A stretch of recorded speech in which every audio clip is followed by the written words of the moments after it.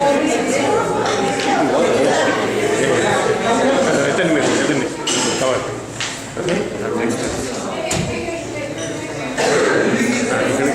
చేసి రిలీజ్ చేస్తాం కదా.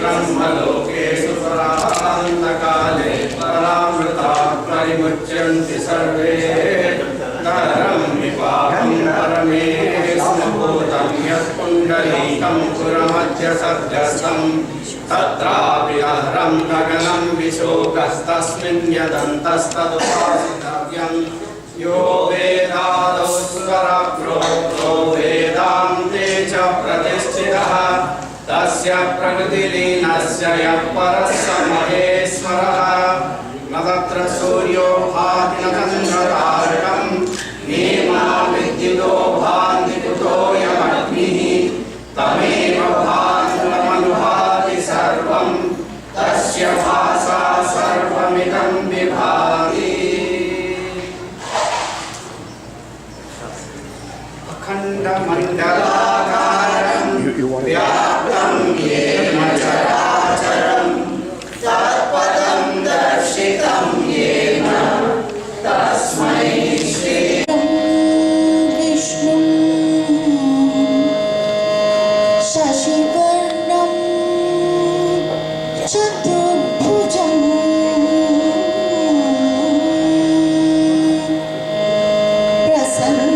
प्रसन्नवदनं ध्यायेत्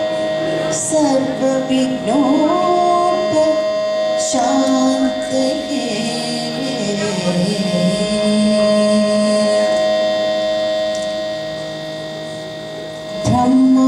ब्रह्मानन्दं परमसुखदं केवलं ज्ञानमूर्तिम् द्वन्द्वातीतं गगनसदृशं तत्त्वमव्यादिलक्ष्यं भावातीतं विमलमचलं सर्वती साक्षिभूतम् एकं नित्यं विमलमचलं सद्गुरुं तं नमामि सद्गुरुं तं नमामि।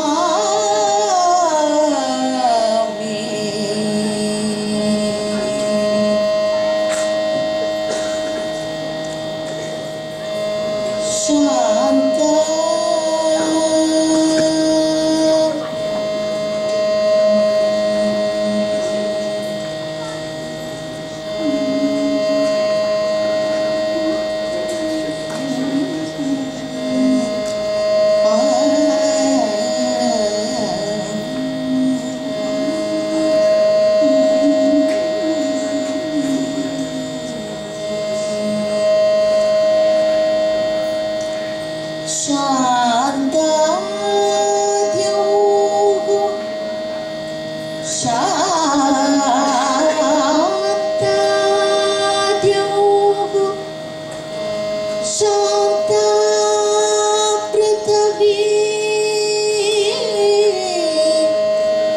शान्तं गिधं मुरुवन्तरिक्षं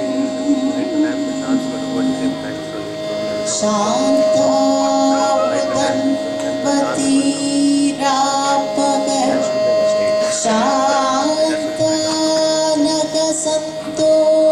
शान्तानगसन्तोषदीः शान्त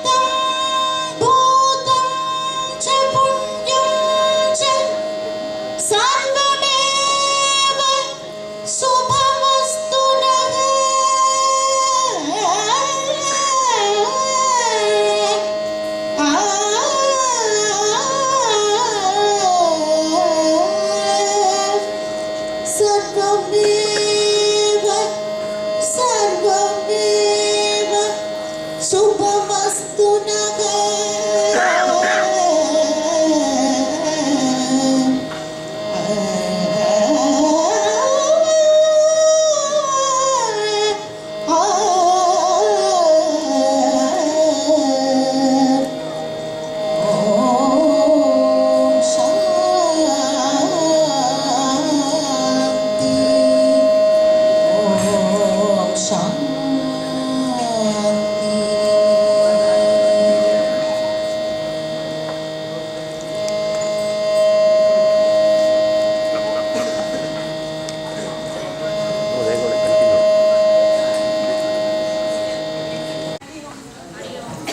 As you all know, today we are celebrating Pujya Gurudev Jayanti and also the 16th anniversary celebrations of Chinmaya Omkar.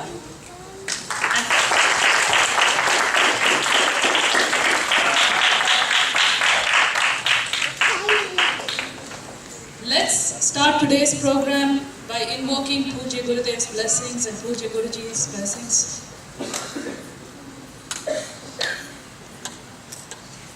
Pujya Swami Sharananda Ji, Pujya Swami Sarveshananda Ji, and all dignitaries, respected ladies and gentlemen, and kids. Hari Om. I expect to hear a Hari Om back. Hari Om. That's how we greet each other in Chinmaya Mission. When we step into this compound on Sunday evenings, we greet each other with Chinmaya Mission. So let's again greet each other. Let's say Hari Om. Thank you. As the first event for today, we're going to start with the lamp lighting. May I request Swami Sharananda Ji and Swami Sarveshananda Ji to come up to the podium to light up the lamp. Thank you. And of course, Acharya Shankar Pillai Ji also, please.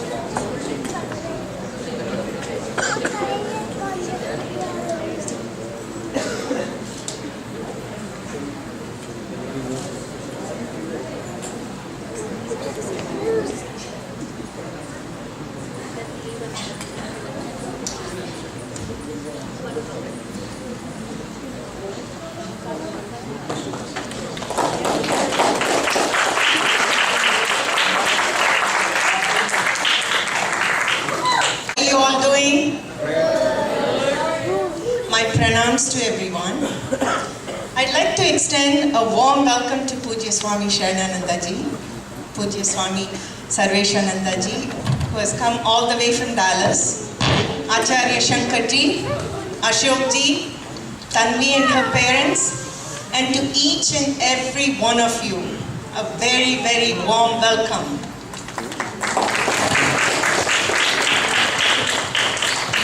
We are gathered here today to celebrate Pujya Gurudev's Jayanti and 16th anniversary of Chinmaya Mission Northwest Indiana Omkara Center.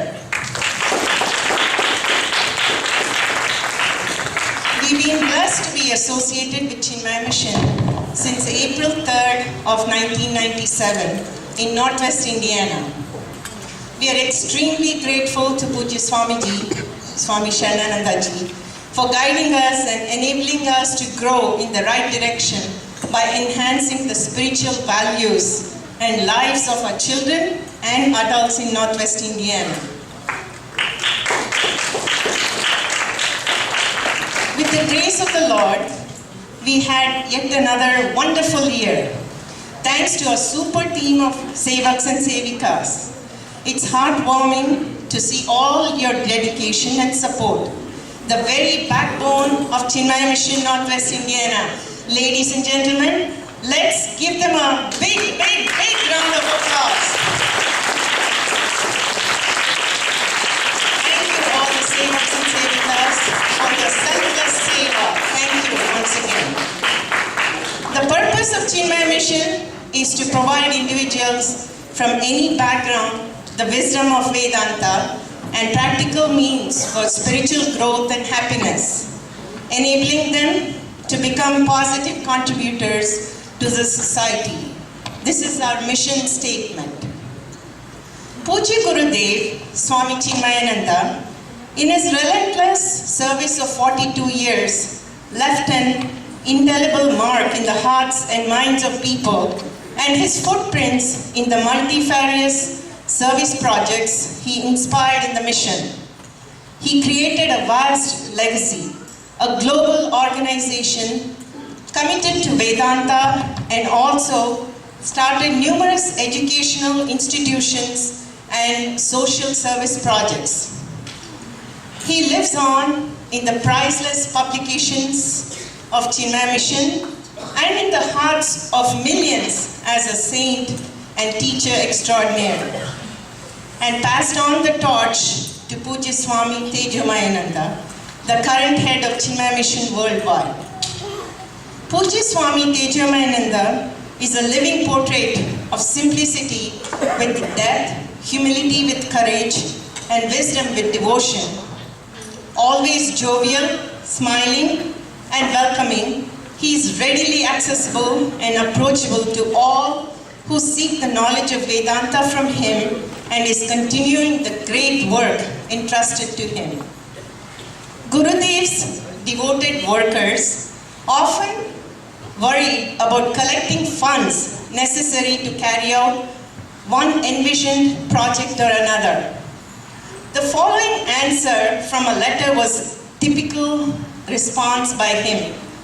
When Narayana spirit is with us, Chinmaya family will not worry over the non-arrival of Lakshmi, but she cannot be away from Lord Narayana.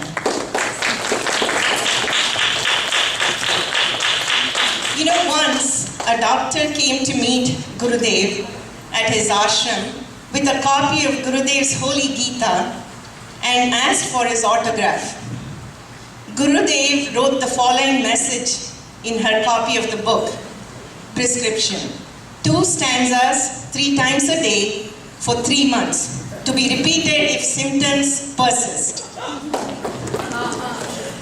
Friends, we are indeed very fortunate to be part of this great institution. Let us together carry forward the vision of Pujya Gurudev and continue to learn to enhance and enrich our lives of those around us. We meet here every Sunday from 4 to 6:30. 2012-2013 session just ended, and we'll be starting a new session on September 8th. For further information, please visit our website and hope to see all of you soon. We have a very, very special Chinmaya devotee among us here today, Pujya Swami Sarveshananda ji. In spite of a very, very busy schedule, just finishing a series of 5 days of Gnana Yajna on Vishnu Sahasranamam at Chinmaya Chitrakoot, which ended last evening, and being a little under the weather, Pujya Swamiji left at 5:30 this morning from Dallas to be here with us today. Let us put our hands together to welcome him once more. Pujya Swamiji, please accept our sincere gratitude for giving us this great opportunity. We are truly blessed. Our Bal Vihar children have worked very hard to bring to you a very, very interesting program today under the expertise and guidance of Rupal Patel, which will be presented shortly. Yes, give yourself a big round of applause. Also, this evening we have a very special dance recital by a very talented, young, beautiful Chinmaya student, Tanvi Mongai from Chinmaya Mission Dallas Center. Tanvi, thank you. So our sincere gratitude to Pujya Swami Sharananandaji, who has been our guiding light, our inspiration, and our role model. Swamiji has taught us so much in life that we can't put it into words. His love and affection for everyone, young and the old, is truly inspiring. He is personification of humility and sincerity, which makes him very special and second to none. We are indeed very fortunate to have him as our Guru. Thank you, Pujya Swamiji.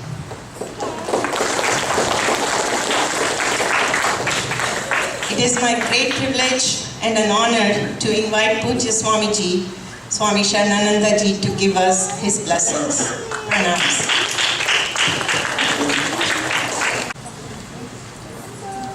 समस्तजन कल्याणे निरतं करुणामयं नमामि चिन्मयं देवं सद्गुरुं ब्रह्मविद्वरम् Hari Om. My pranams to all of you. Today I am very humbled to see that all of you have come to support Pujya Gurudev's activity or Pujya Gurudev's vision. Chinmaya Mission is an organization with a difference. We worship God two different ways. One is through idols, statues, which are non-living things, and the other is we worship the Lord through living beings. But the second method is adopted here in Chinmaya Mission.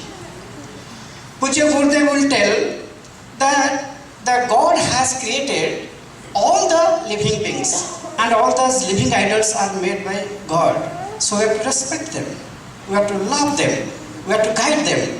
So that's why we have started Balvihar class. The children, how much always we think that we have to give something materially to the children. But Pujya Gurudev, don't give them valuables, but give them values.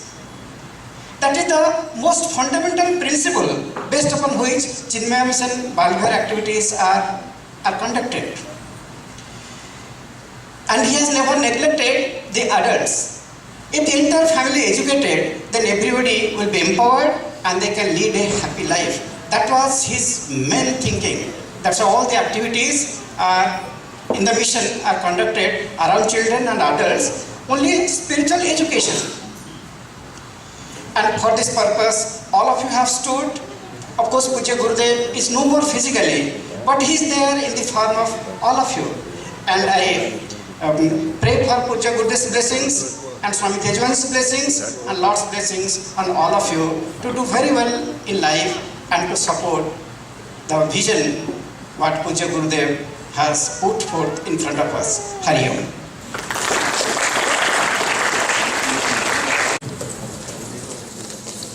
Thank you, Swamiji. It's always a pleasure to have you here in and the spiritual knowledge that we learn from our Swamiji, I can't put a count on it. Before I can introduce the next person for today who's going to come up and say a few words, I'd like to mention that Mr. Ashok Dolakia and Acharya Shankar Pillai have pledged $501. Please give them a big round of applause.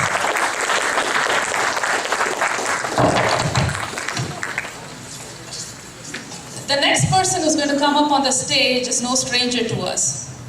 Every time we go to Badri, be it for the Gita chanting competition, the camp, or Mother's Day, we always see him there.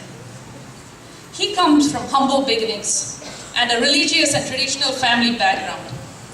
His greatest influence in life has been Pujya Gurudev, Swami Chinmayananda, as well as his parents and teachers. Even as a student, he was inclined towards service that benefit others. During his college years in 1956 to 1957, he met Pujya Gurudev for the first time, who had arrived as a keynote speaker at a university event. As an NCC cadet, National Cadet Corps, that's what, back in India, you know, before you transition into the army, students go through the NCC. As an NCC cadet, he was posted as an orderly in the home hosting Pujya Gurudev. He was riveted by his personality, appearance, and overpowering presence. After 10 years of residence in Chicago in 1977, he received a call from someone he never met, and he was asked if he wanted to be part of the committee inviting Swami Chinmayananda for spiritual discourse. He agreed, and as a founding member of a Malayali cultural organization, also invited Pujya Gurudev to lecture in Chicago. After this, he became fully dedicated to Pujya Gurudev and Chinmaya mission. He attributes the changes in his habits, thoughts, and outlook to Pujya Gurudev and the Vedantic teachings and understanding gained through Chinmaya study groups. As president of Chinmaya Mission Chicago, he has been instrumental in the establishment and growth of the 4 mission hubs of the Badri Ashram, Yamunotri, Springfield, and Northwest India. And because of his extraordinary devotion and selfless service to Pujya Gurudev, Pujya Guruji Swami Tejomayananda conferred on him the title Acharya in 2009. Acharya continues to serve as the president of Chinmaya Mission Chicago and a director of Chinmaya Mission West. He conducts study groups and administers various programs and events at Badri and Yamunotri Ashram. May I now invite Acharya Shankar Pillai to the stage. To all of you, I'm really humbled by the introduction that I have been conferred on. I only consider myself as one who has been fortunate in life to have been close to someone. We should all be fortunate to even live in the same time period, contemporary time, Pujya Gurudev Swami Chinmayananda. Through all the professional education, money-making endeavors, business activities, all that are justifiable. We have to find our means and do all that. But to have an opportunity to come to be close and be blessed by, guided by, and instructed by someone at every step of the work, it only comes with God's grace. In Vivek Chudamani, it says there are only 3 things that can come only with God's grace. First, we are all born as human beings. That in itself is a gift from God. Even after being born as a human being, to have the urge to be free and fulfill that gift, its value, the mumukshutvam, is another gift only God's grace can give you. But even if you have both of those, still there is a great ingredient that should come to your help, that is known by Mahan Adishankara. In Vivek Chudamani, he says, Mahapurusha Samshreha, to have the blessings, guidance, holding hands and taking you step by step. This opportunity of a great Mahatma. And that's what we are all been fortunate to have had the grace and blessings of Pujya Gurudev in continuing this work. Of all the things that we do, it is an experience personally of everyone who has been sincerely involved in the work of the mission that you will agree with me that there is nothing more fulfilling than the time that we spend in the mission, no matter what we do. And I want to mention one thing before I leave the podium. Every center has 1 or 2 individuals who has become the foundation and the crux of the commitment and conviction and devotion to this work. 16 years back, we have been in connection, in contact with Padmini Makam in Indiana for this work.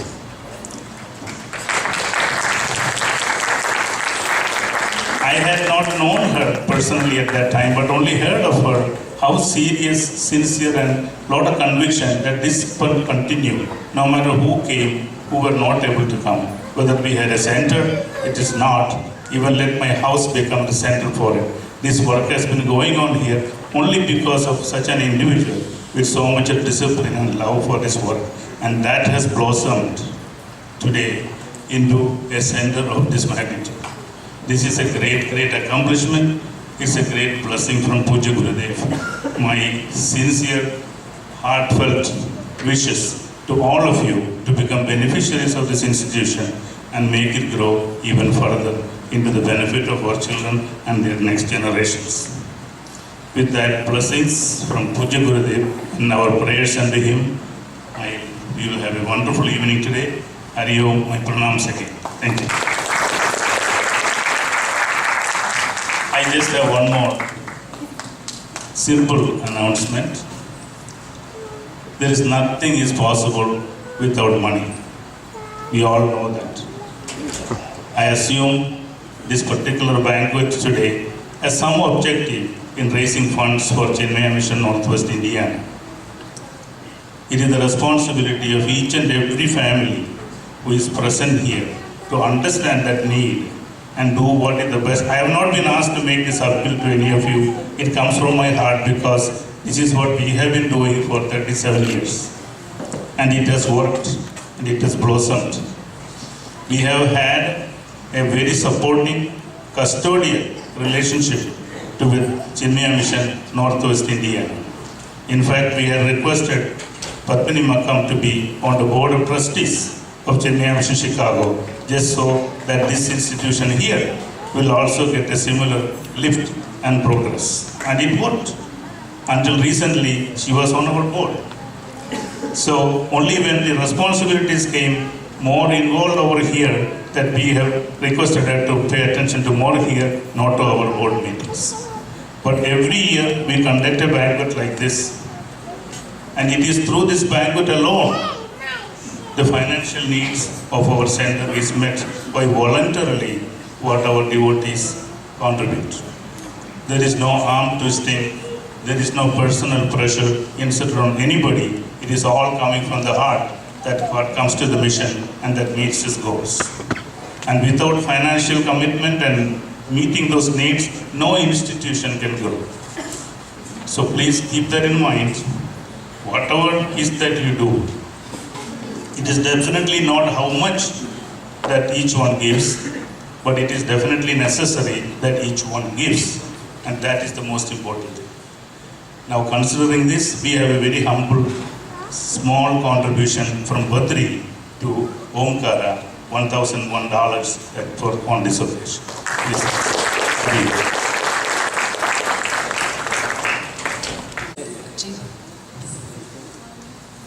Our next program is the much awaited program for this evening.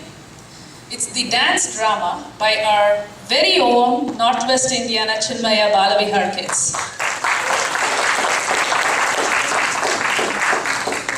The theme of today's skit is Navada Bhakti. Again, this is taken from the Ramcharitramans by Goswami Tulasidas. And this is a story about Shabari and Lord Rama, and you're going to see it today. A precursor to this was, we had a 3-day discourse by our very own Pujya Swami Sharananandaji on Navada Bhakti early this year. So most of the Chinmaya mission adults should have been educated on Navada Bhakti. I don't have to talk much about this here. But if you could not attend the discourse, this is a good opportunity to learn about Navada Bhakti. If you attended the discourse, this is a good time to check if the kids are doing the Navada Bhakti correctly. So, before we move on to the skit, I know the kids are waiting to come on the stage and they are eagerly waiting to come and show what they have been practicing for the last few weeks. I'd like to introduce the cast of Navada Bhakti.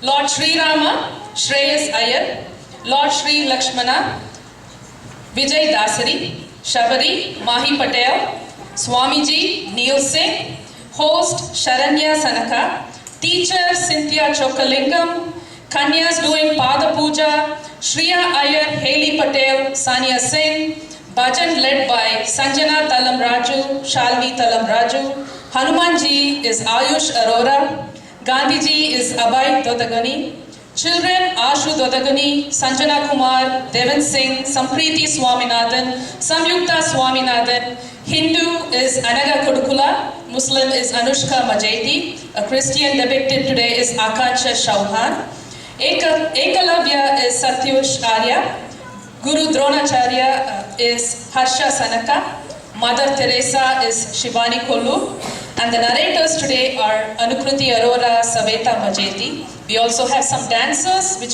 who are Anukruti Arora, Akansha Chauhan, Cynthia Chokalingam, Shivani Kollur, Ashu Dodaguni, Shriya Iyer, Anaga Kodukula, Sanjana Kumar, Anushka Majedi, Haley Patel, Sania Singh, Sampriti and Samyukta Swaminathan, Sanjana and Shalvi Talam Raju. Phew. That was a long list, right? And now you can understand how much it took and how much of time it took to get all these kids to practice and perfect this play. I do ask of you one thing. These kids have tried their best. If there are any mistakes today, please forgive them. And again, kids, if you can hear me backstage, take a moment, invoke Guruji's blessings and Gurudev's blessings. Make sure you ask that you do not forget your lines and you remember them when you have to remember them. So let's begin the skit.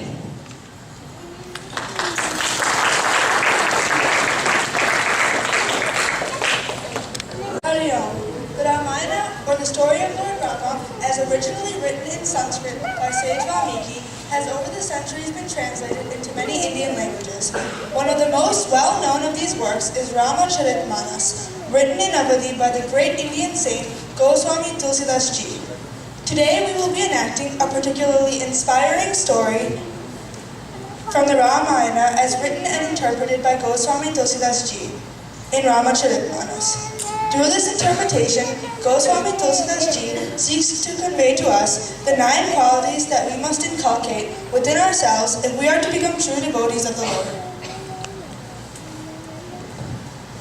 In the Aranyakanda portion of the Ramayana, we come across the story of the tribal woman Shabri and her blessed meeting with Sri Rama at the ashrama of sage Mathagna.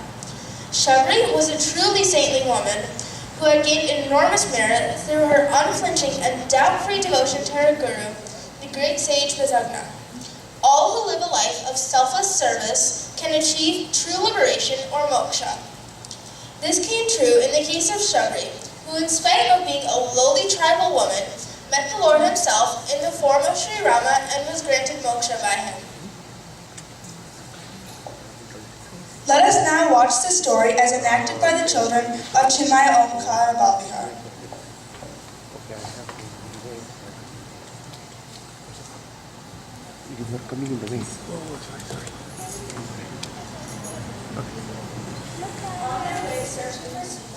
Lord Sri Ram and Lakshmana came to an ashram which belonged to Rishi Mathagna. He had entrusted the ashram to Shabari, who was born in a hunter family.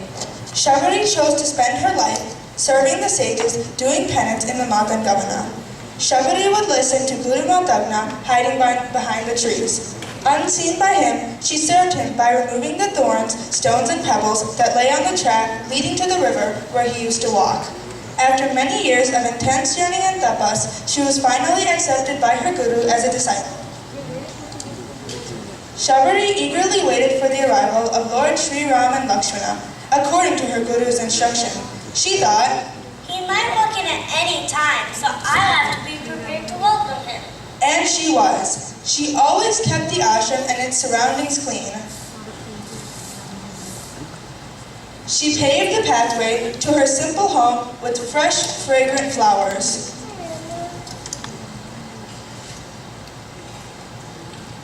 Every day, she would collect the freshest flowers and choicest fruits from the trees, wash them, and keep them ready.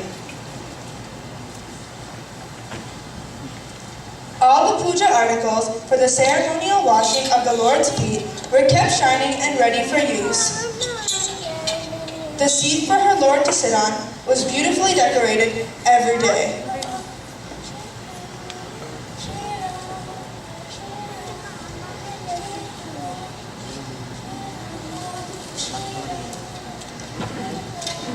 She also made a garland with freshly picked flowers every day.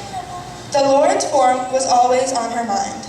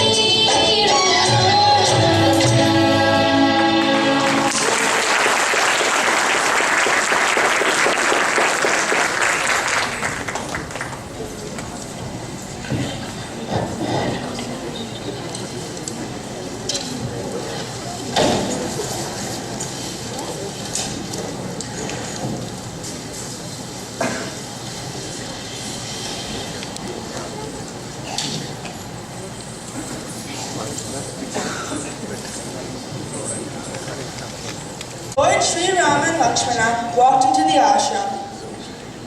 Shabari greets them with excitement while calling his name. Oh Shabri, my dear devotee, how are you doing?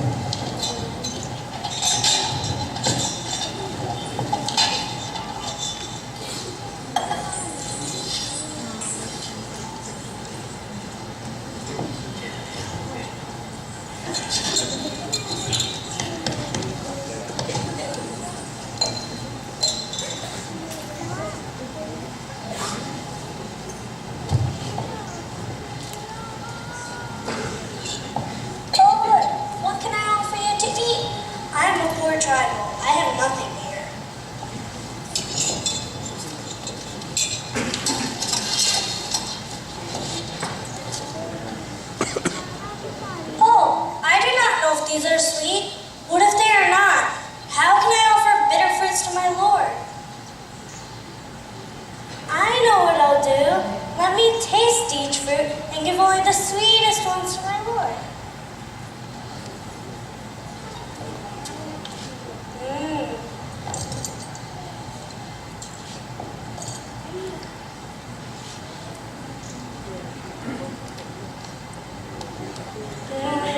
How dare you feed leftover foods to my brother? Do you know who he is? He is Ram, king of Ayodhya. Lakshmana, she was acting in good faith. He explained that Shabari's intention was not to give Ram leftover food. She was only taking a tiny bite of the berry to make sure she offered her guests only the sweetest and most succulent of berries. In her world, it was not considered inappropriate from giving tasted berries to guests. Her biting the berry was a mark of caring, not a sign of insult.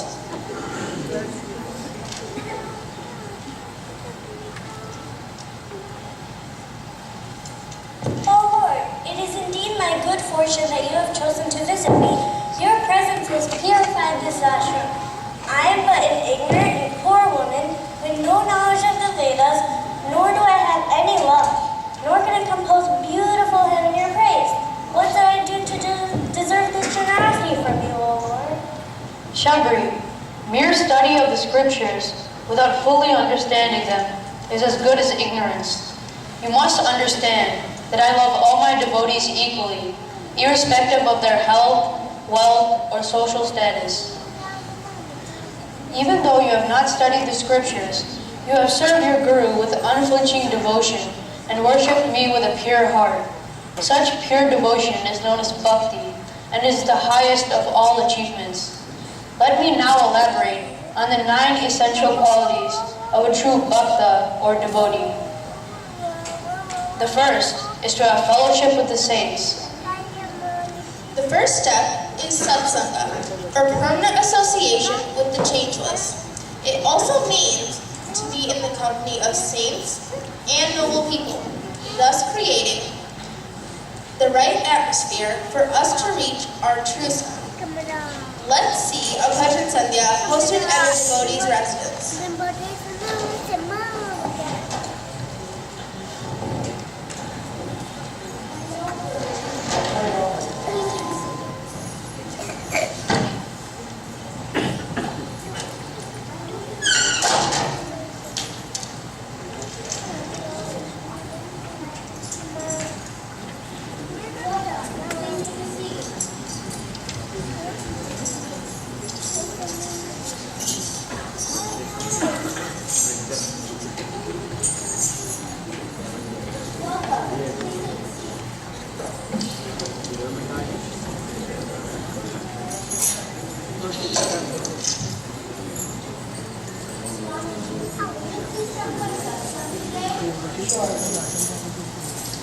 Satsanga is a gymnasium for the mind. When we attend and actively participate, our mind becomes uplifted. Commonly, Satsanga means company of noble people. But the true meaning is uniting one with the true self. Taking both meanings, that in the beginning, Satsanga means going near a spiritual person, listening to what he or she has to say regarding satsanga, and lastly, meditating and becoming one with the true self. Bhakti is love for God. God has given us many different kinds of emotions, but when these emotions are directed towards God, they become bhakti. Emotions change, but bhakti does not. So a person with bhakti will remain balanced at times of success and failure, loss and profit, honor and dishonor, and favorable and unfavorable situations, and can love every situation and everyone, no matter what. Now, let's sing a bhajan.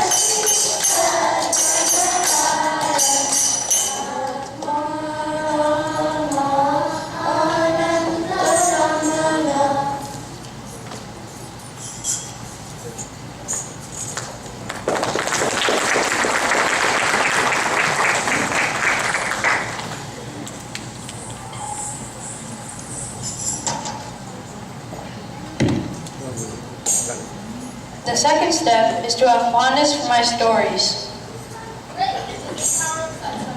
The second quality to be inculcated is to create an intense liking for listening to the glories of the Lord.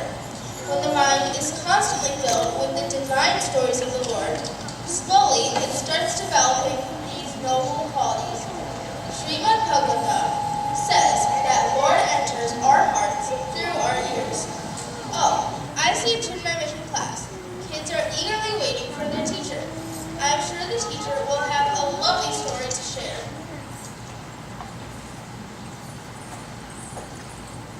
Hurry on, class. Hurry on. How are you? Good. Let's start with a prayer.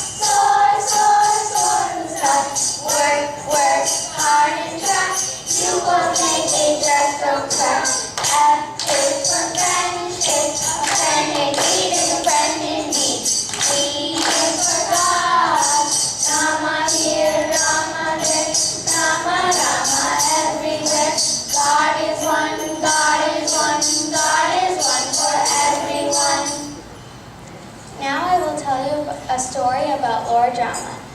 When they were making a big bridge to go save Sita Devi, there were big monkeys helping while there's one little squirrel helping by putting little pebbles in its mouth and then dropping them in between the big boulders. And then when it was coming back, a monkey almost tripped on the squirrel. And then the monkey asked, "What are you doing?" And then the squirrel said, "I was trying to help Lord Rama by putting these little pebbles in between the big rocks." So then the monkey started laughing, and then all of the other monkeys started laughing. And then the monkey picked up the squirrel and almost threw it into the sea. But then Lord Rama came and picked up and caught the squirrel and asked, "What happened?" And then the monkey said, "I almost tripped on the squirrel," and it said it was helping. So then Lord Rama said, "No work is small. Everybody's important."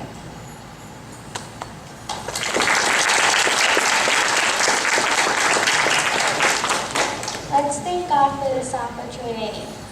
Hurry on.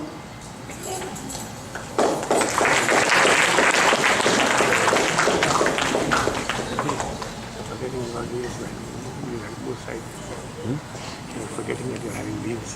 I know. I can't move anywhere. The third bhakti is to humbly serve the lotus feet of your preceptor. Pada Seva for Guru is the third bhakti. Just as a Shivalinga represents Shiva, a Saligram represents Vishnu. In the same way, the feet of the teacher represent to the student, not the feet, but the concept behind. What we are invoking is Brahman, the Lord. But we cannot directly go to him. We want a symbol. At this time, there is no symbol more sacred than the feet of the teacher. Therefore, we borrow the feet of the teacher for some time, and the teacher allows us to play with them. We wash the feet and worship them as though they are the Lord himself. We clean them with love, put sacred ash, adorn with sandal paste, and do all that we do in a puja at the temple. We worship the feet as though they are that Shivalinga or a Saligram, invoking him, the ideal.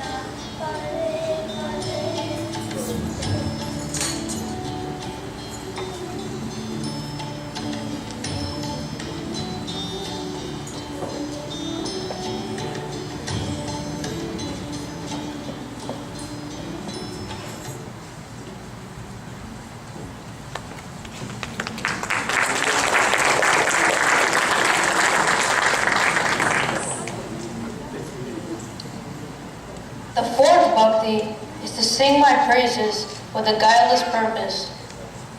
And thus, after the mind has been purified with satsanga, shravana and the grace of the Guru, it is now attuned to practice the next three steps. First being, singing the glories of the Lord with a pure and flawless heart.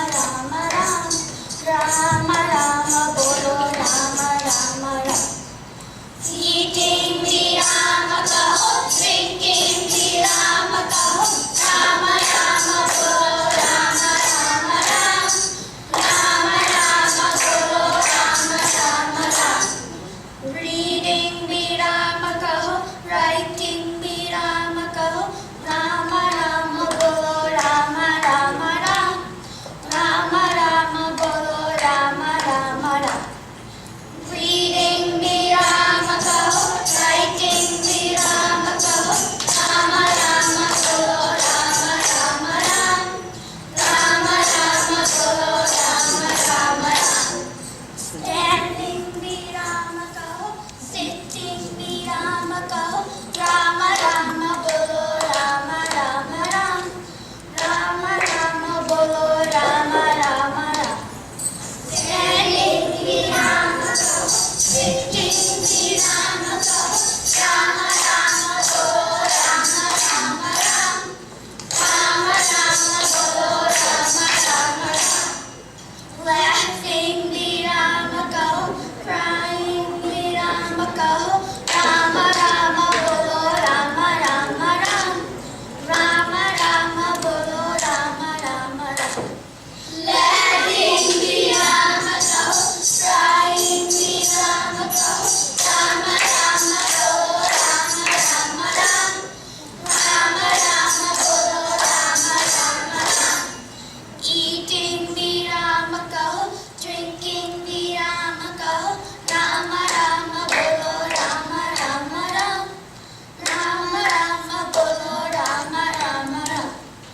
Eating Sri Rama kaho, drinking Sri Rama kaho, Rama Rama bolo Rama Rama Ram. Rama Rama bolo Rama Rama Ram.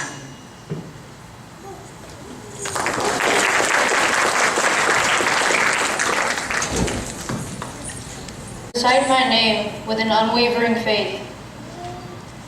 Eating Virama Kaho, drinking Virama Kaho. Really nicely said. We must sing the glories of the Lord constantly.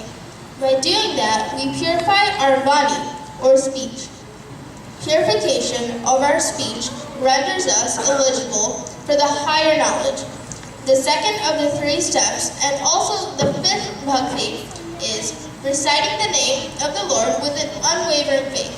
What better example than Lord Hanumana?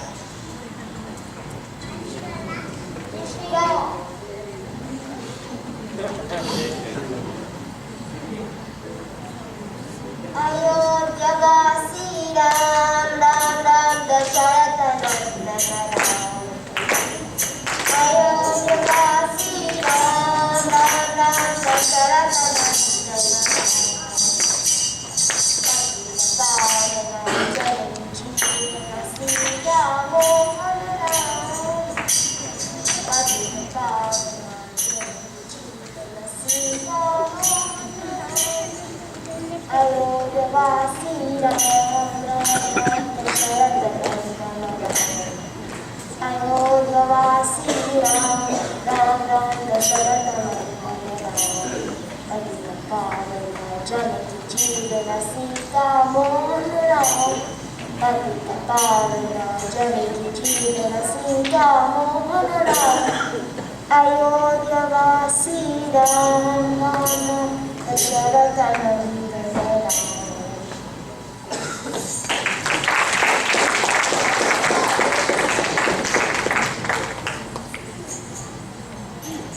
The 6th bhakti is to practice self-control and virtue.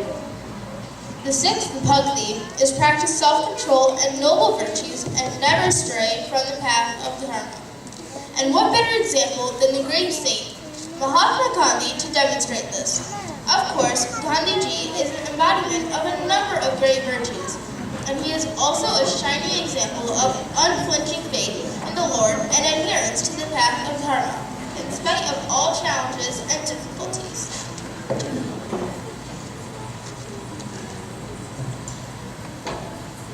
Children are visiting Gandhiji.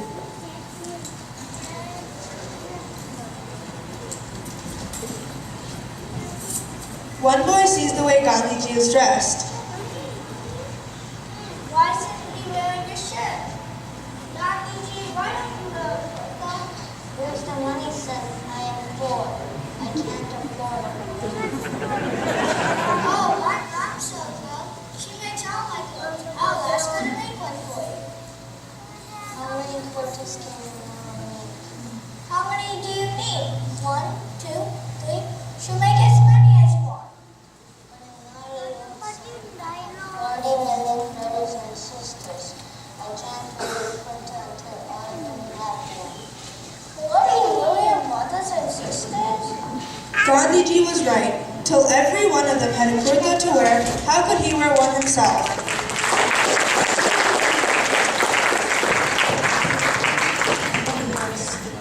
seventh bhakti is to see the world as full of me. Now we know why Gandhiji is the father of our nation. The seventh step is the path towards supreme bhakti, is to see the Lord in everything around us. The whole world is nothing but God in many forms. When this is recognized, then we overcome fear, greed, jealousy, and other negative tendencies, and develop virtues of unconditional love, compassion, and patience. Ishvara is best. Allah is greatest. Jesus is the most. Ishvara is best. Allah is greatest. Jesus is the most. My dear friends, God has created us the same. God is in us.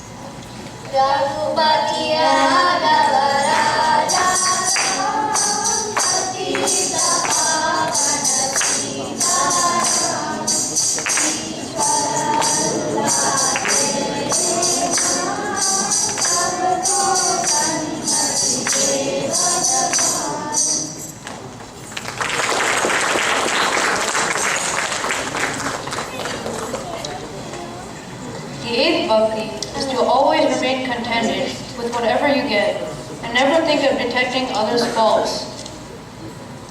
Contentment is the key to happiness. We must recognize that every situation or experience we encounter in life, our body, relations, environment, etc., is the most favorable for our own growth and evolution. We must learn to accept and use them best for our own growth. Long ago, there lived the Pandavas and the Kauravas, the princes of Hastinapur. All the princes were taught archery by sage Dronacharya. The Pandava prince, Arjuna, was Drona's favorite student. Eklavya, a poor commoner boy, also wanted to be sage Drona's student.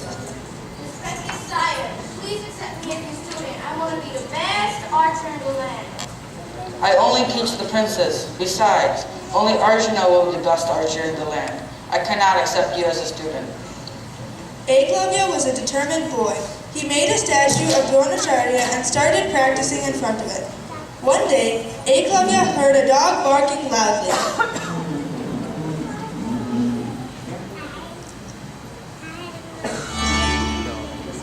Seeing that the dog was disturbing him, he took up his bow and shot 5 arrows into its mouth.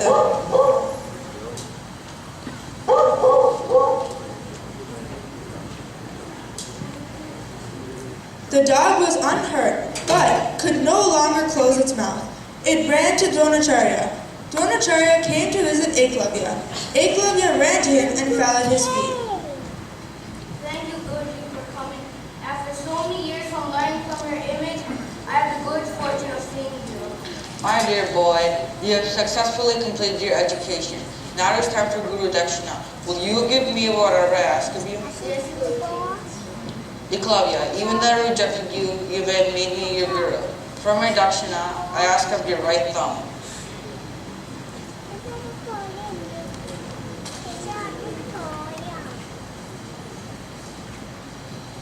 Dear Gurudev, I'm happy that you made me your disciple, even though Mami Ashwatharama. Eklavya, even without your thumb, you shall be known as a great archer. And true to sage Drona's blessings, Eklavya is still praised as the most loyal and great student in the epic of the Mahabharata. Last but not least is to be guileless and straight in your dealings with everybody, and in your heart cherish implicit faith in me without either exaltation or depression. In this state, one has full faith in the Lord and becomes simple with no hypocrisy or deceit. The devotee has strong faith in the Lord with neither exaltation nor depression in any life circumstance.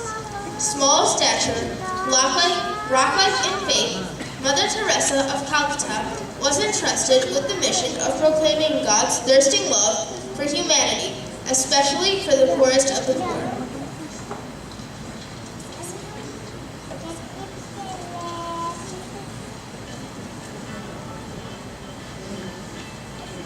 By blood, I'm Albanian.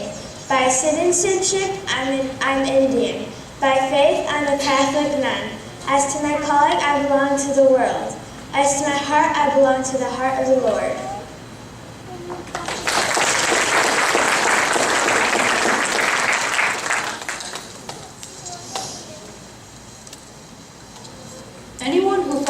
these 9 qualities, be he a man or a woman or any creature, is most dear to me, O good lady.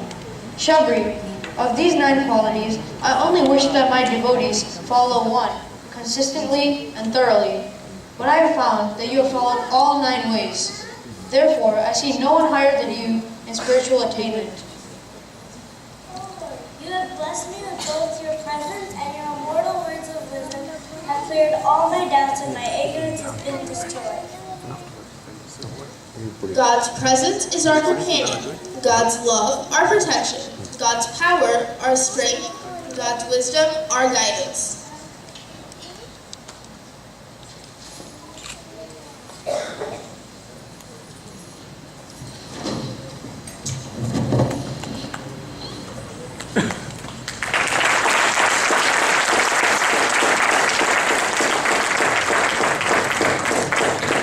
We truly hope everyone had an enlightening yet entertaining time at today's performance.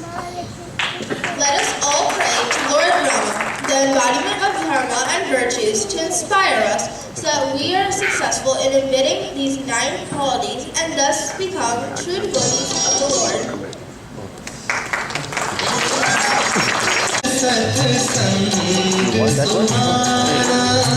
साधु संग से तुझे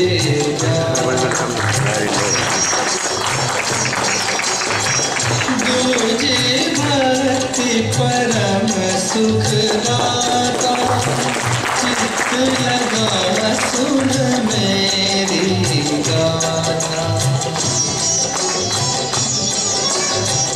तज अभिमान करो गुरु सेवा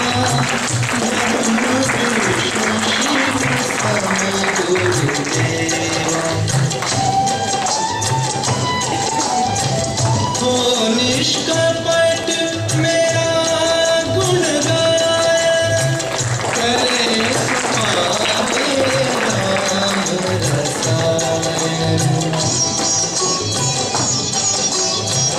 दृढ़ विश्वास राख निज अंतर कर जाप निरंतर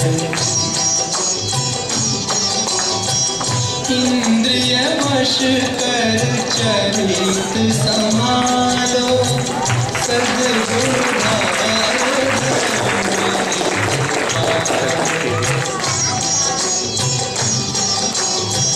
सारा जगत राम मैं जानो मुझसे अधिक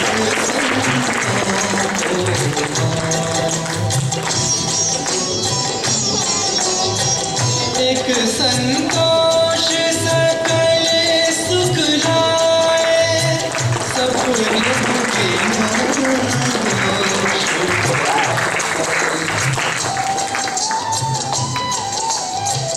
सरल प्रकृति निश्चल व्यवहारी मुझ पर रखो भरोसा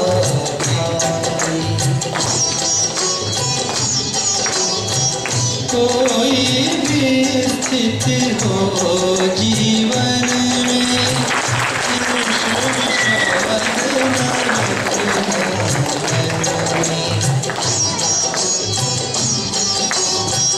नवदा भक्ति हृदय जो राखे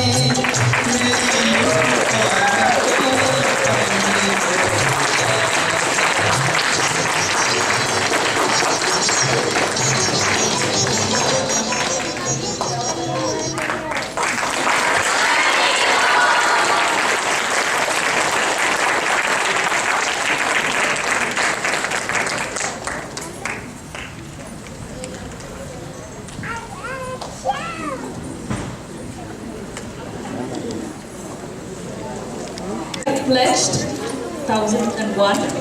Thank you. Thank you.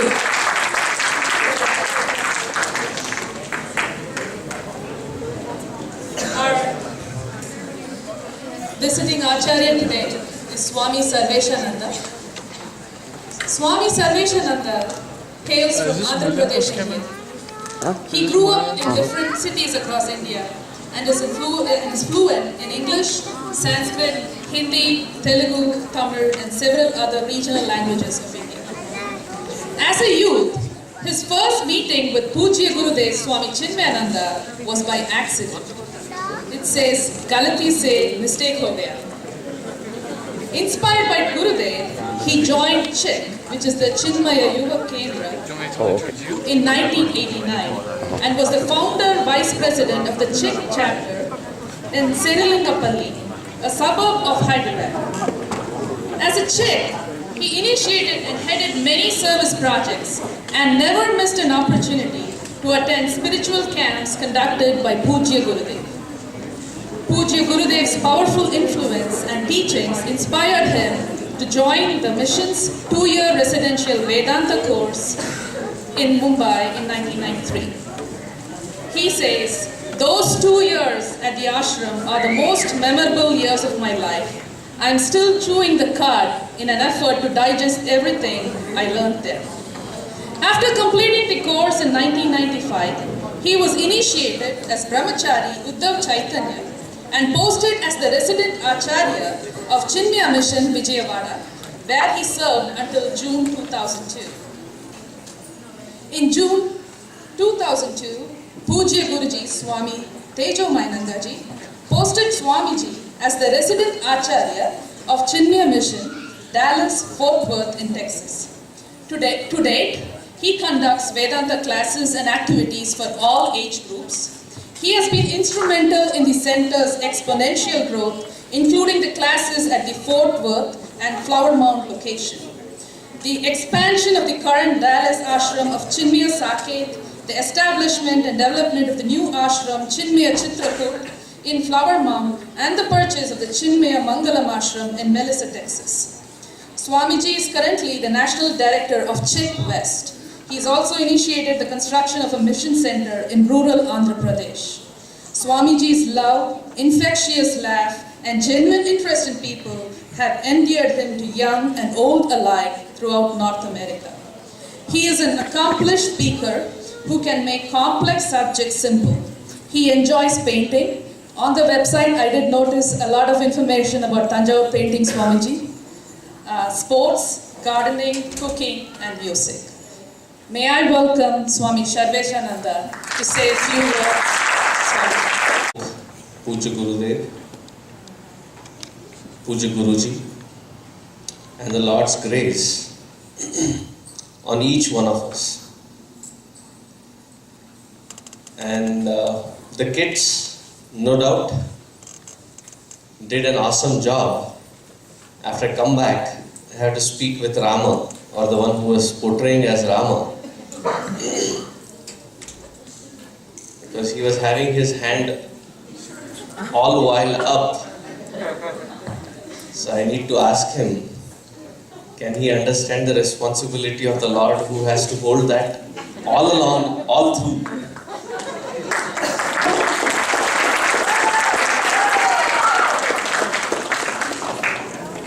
I think along with the kids, it's the teachers and the parents who made sure that these kids learned and practiced and provided an amazing show here today. So I would like all of you to put your hands together for the volunteers, sevikas, and the parents.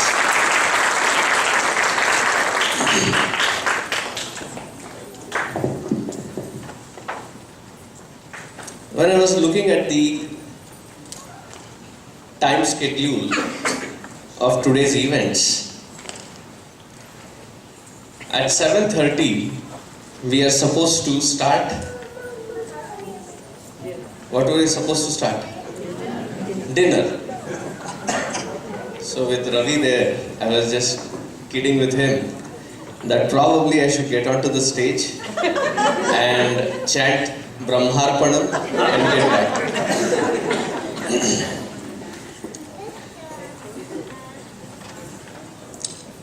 Today's topic, service, love made visible.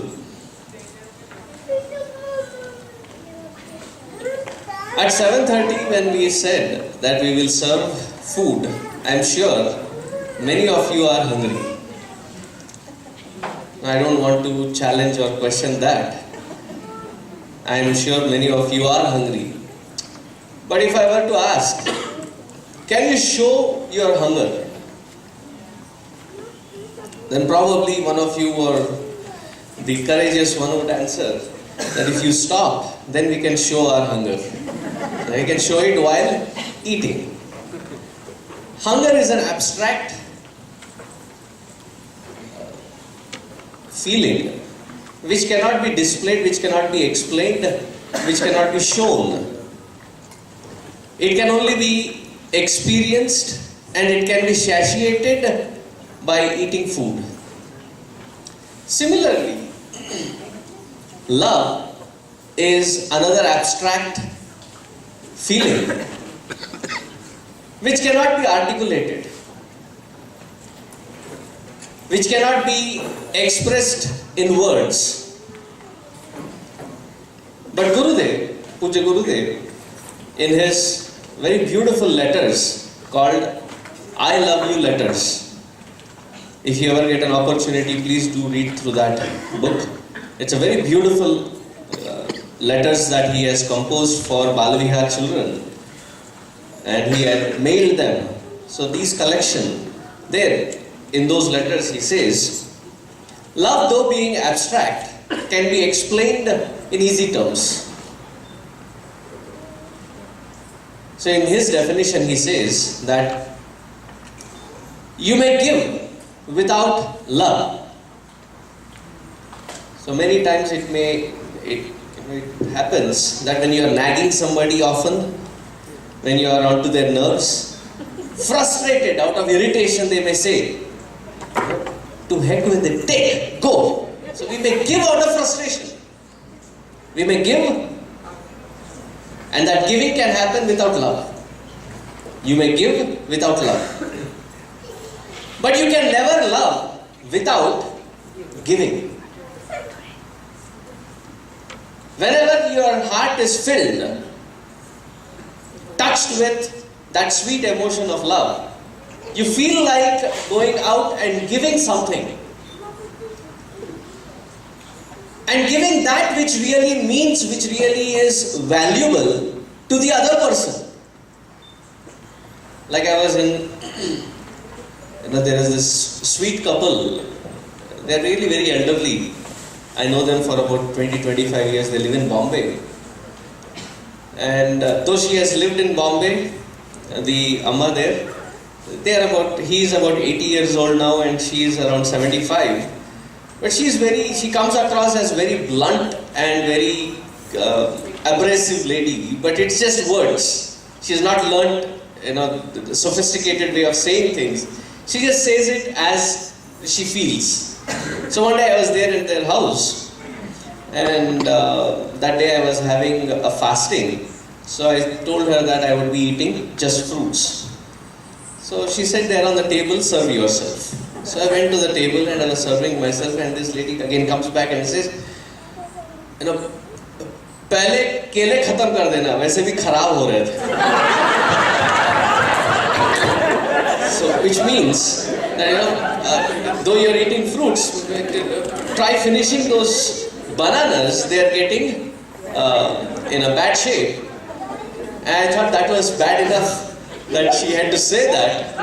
And then she again leans back and said, "वैसे भी कल काम वाली भी नहीं आ रही है."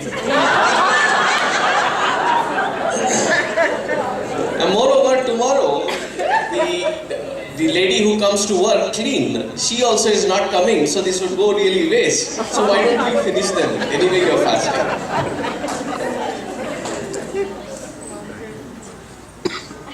See, when you give, and if that giving is done because it is going for it's being wasted, or it doesn't mean a value to you or to the person that is being given, then that giving does not carry its sanctity in it. See, for many, when you celebrate your birthdays or something of importance, anniversaries that you celebrate, and if you know the other person and you know that the person has almost everything that you can think of giving, then you are really at that crossroads of utter frustration, wherein you don't actually know what to give to that person, which will really mean something, which will really be valued by the other person. Don't we go out of our way in searching and researching for that one thing which they would really appreciate? Because in giving, there is such amazing joy, such amazing fulfillment, to see the spark of enjoyment, the spark of grandeur or gratitude in the other person when they receive that which really means something to them. Such giving expresses the abstract quality of love. Growing up back in India, we never had, as these kids were here trying to talk about Brahman, talk about Paramatma, talk about 9 steps of bhakti. And this question is only to all the adults here, all the parents here. How many of you had read through or known these terms at that age when we were growing up in India? Can I say that there are about 100 adults sitting here? With the lights blazing and I can't see. I'm just moving my head here and there. I really can't see any one of you. So I'm just guessing that there must be around 100 of you here. Yes. Of these 100 sitting here, have you gone through these terms, these usages of words with the understanding that these kids have made presented today? Many of us, growing up back in India, we never had this kind of structured environment. What I remember while growing up was, if by mistake I had any question and I would approach elders, parents and well-wishers with my questions, I got about 3 classic answers. And many of you would agree with it. The first classic answer. What was the first classic answer? Go ask your mom. What was that? Go ask your mom.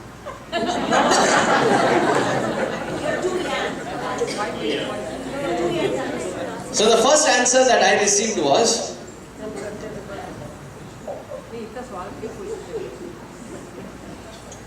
this question that you are asking, you will know about it, you will learn about it when you grow up. You will understand it when you grow up. If as a kid I were to retort back and say, you are grown up, do you understand? Probably I would have gotten something else. That was the first answer. The second answer, even if I explain it to you now, you will not understand. I mean, with the kids answering it, I think it is the same answer being repeated even now. The third answer was the best of all. When by the third time that you pester the same question, the parents or the well-wishers or the adults that I had asked questions, they would now really get frustrated. And the classic answer was, Sesham kopena purayet. So they would increase their decibel level and scream at me, why are you wasting your time in these unnecessary silly questions? Go study.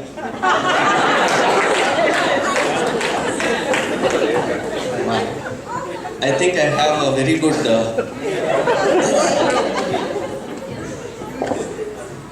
These are the 3 classic answers that we grew up with. Now what has happened with these 3 answers? Our earlier generation, they were at least successful enough in giving us the processes called our culture, tradition, customs and religion. They were at least successful enough in giving us those processes, what today we call as rituals or methods. They were at least successful enough in giving us those methods uncorrupted. And we were not taught, so we learnt them through osmosis. We just learnt them because it was happening around us. There was no such structured system to go through every Sunday or learn these things. So we learnt the processes. But the processes, when they are learnt without the purpose behind it, over a period of time, the process starts falling into the shades of conveniences. And what are the conveniences? Broadly classified, the conveniences can be said that which is right and that which is, what is the next one? No. That which is easy. That which is absolutely right and that which is easy. And you tell me a fact. Which one do we pick? Who said that? If it were an older kid, then I would have said, yeah, right. That we have two options in broadly classified. One is the right method and the other one is the easy method. So what happened when we turn to our next generation is neither we have a process nor we have explored the purpose, and what gets transmitted to the next generation is a hodgepodge. It's born out of such utter confusion that when these kids or even our friends, our different peers in our jobs, when they end up asking us what we do or why we do what we do, that is when we remember, maybe it's high time I should start learning about these things. And this is where Gurudev's vision, and whenever I think of this, look at that person's vision, that in the 1950s, when he started this beautiful institution, he realized that this would be a necessity. And by the time he reached here in 1965 or 1967, around that time, and when he realized that Balavihar is a must, because he used to say that children are our hope and the adults, and he used to just look at everybody and stare at them and smile. Did you understand? Do you want me to specify? And he used to also say that children are not useless, they are useless. Children are not careless, they are careless. In life, we, at least here, the Indians, we are considered as one of the most affluent communities, aren't we? Yes or no? Yes. No. We are considered as affluent community. In our affluence, we have everything, and we would invest for our next generation. Various investments that we do for our next generation. That is where Guruji he continuously says this, that do not invest for the kids, but invest in the kids. Because if you truly love the next generation, it should express itself as an act of giving.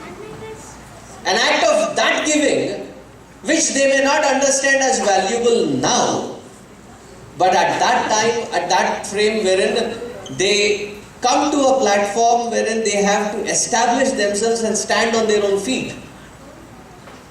These values sown now will find its reflection then. And this question is mainly to all the middle school and high school parents. Can you raise your hands?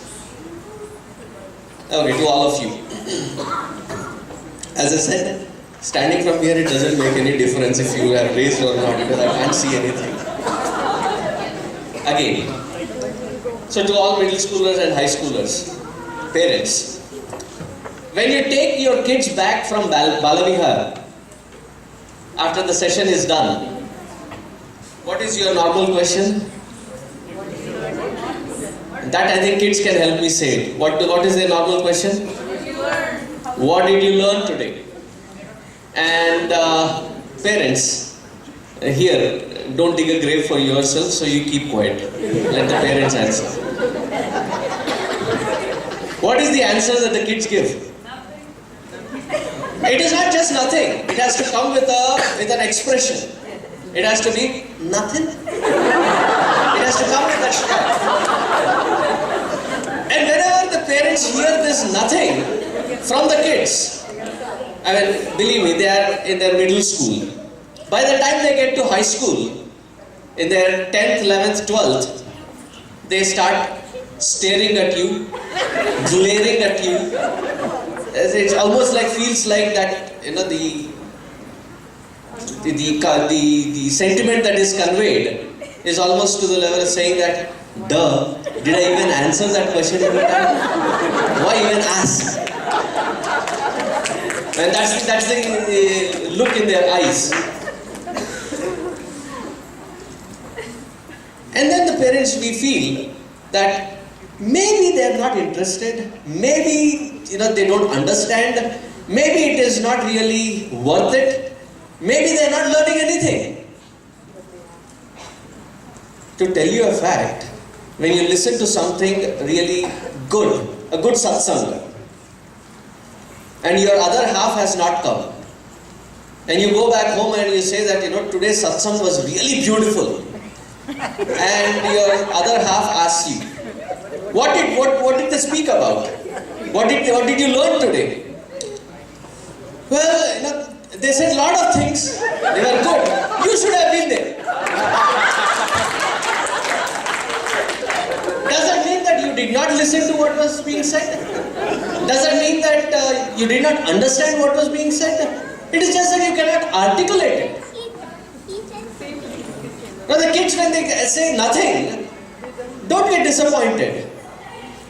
Because they do not have an environment forcing them, needing them to implement all these values, ethics and various traditions that are learned to be implemented and experimented in their own life at this stage.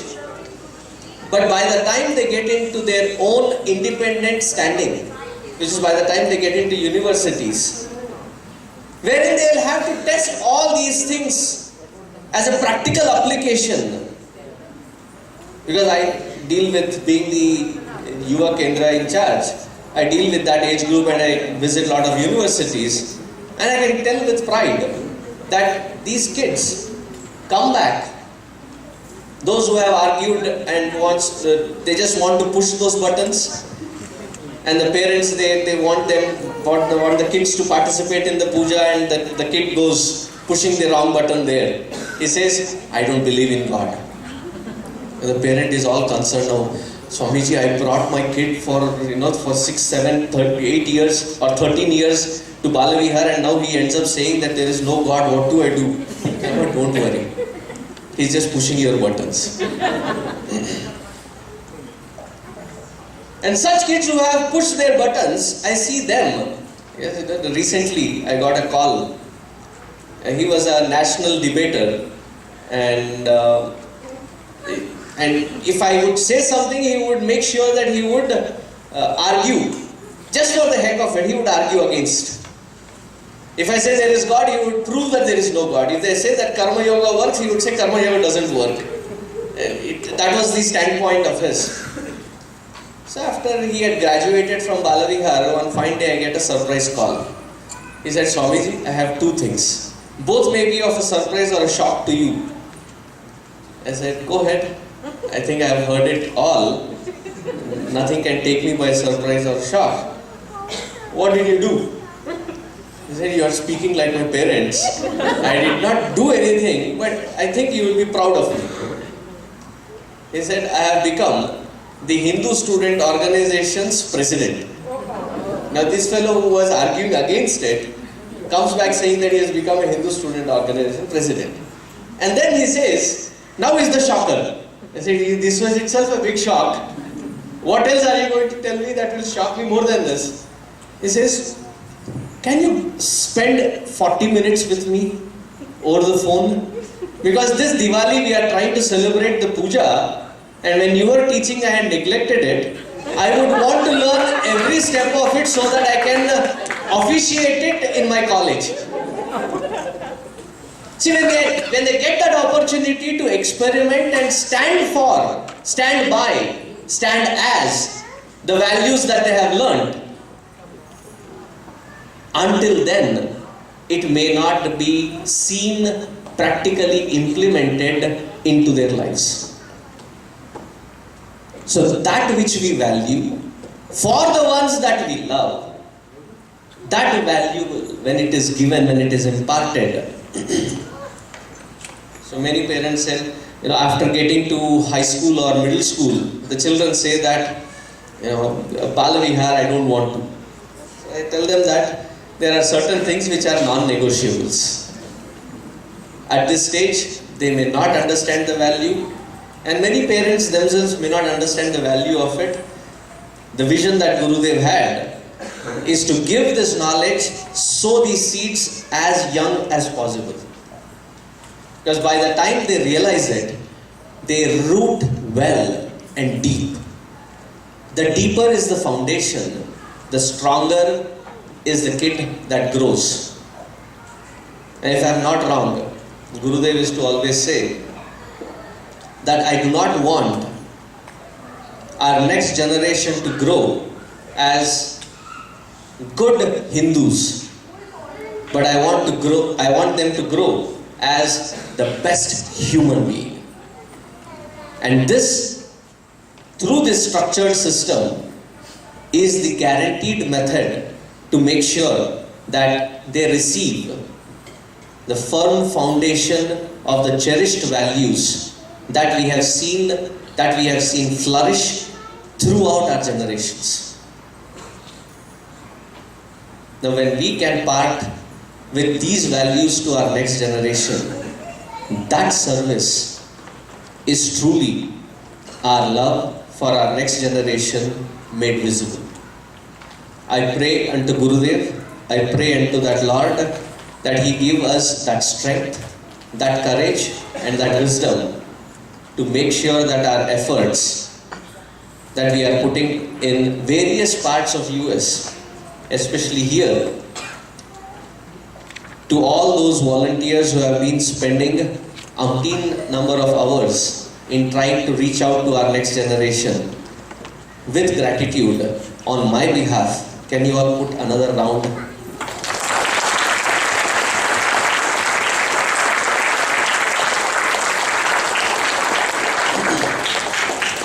Because what they are portraying is truly love as service in expression. So not taking much of your time any further, I would stop here so that we can start with Brahmarpanam and see the other abstract aspect. Love we have seen through. Now it is the hunger that we can see through. Just before I wind up, because we will be chanting Brahmarpanam, there was this tiger that was chasing this Swami. I was thinking who was it chasing, so finally I said, okay, it was chasing the Swami.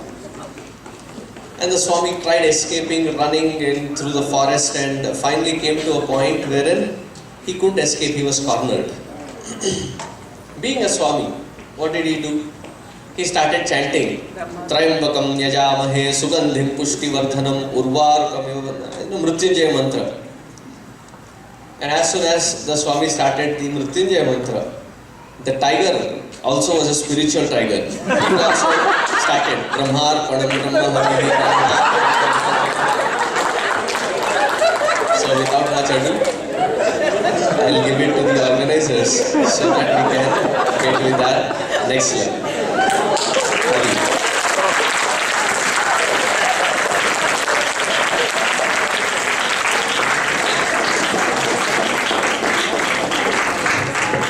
Thank you very much, Swamiji, for helping us with the abstract idea. We are all very much ready. However, we wanted to increase the appetite a little bit.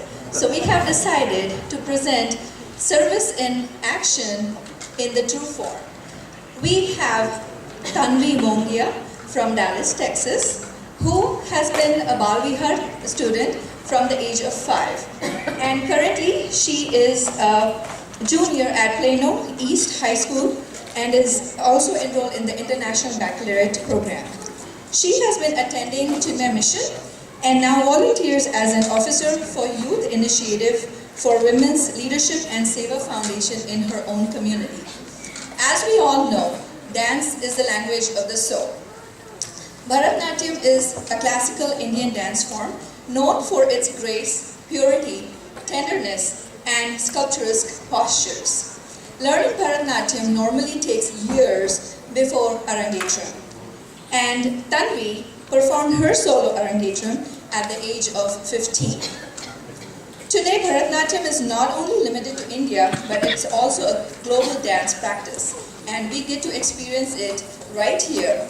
Please welcome a big round of applause for Tanvi.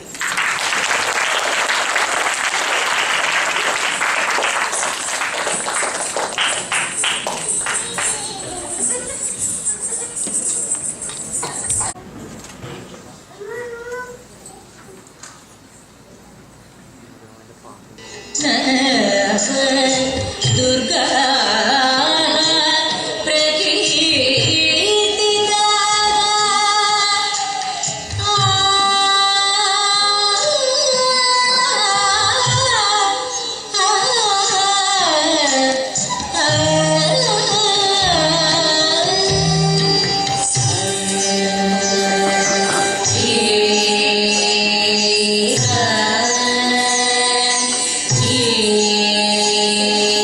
Yeah.